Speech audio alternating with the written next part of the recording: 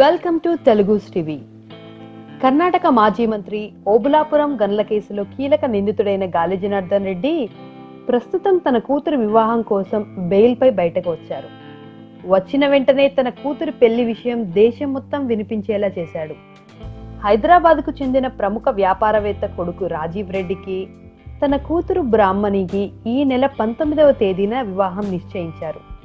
తన కూతురు పెళ్లికి సుమారు 500 కోట్లు ఖర్చు పెడుతున్న గాలి అందరి చేత ఔరా అనిపిస్తున్నారు.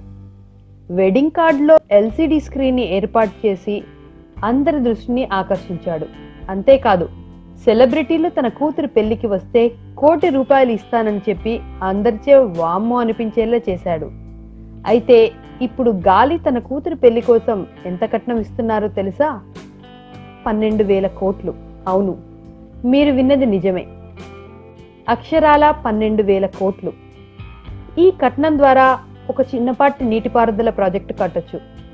అయితే ప్రస్తుతం మోడీ గారు ప్రవేశపెట్టిన నోట్ల రద్దు కారణంగా గాలి అంత డబ్బు ఇవ్వలేకపోతున్నారట.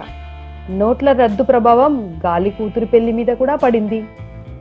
ఇప్పటికీ 2,000 కోట్లు కట్నంగా ఇచ్చిన గాలి మిగిలిన డబ్బుని బంగారం రూపంలో ఇవ్వనున్నారట. పెళ్లికి పనిచేసిన వారికి డబ్బులు తీసుకోకపోవడంతో తన వద్ద ఉన్న బంగారం ఇచ్చిన సంగతి తెలిసిందే.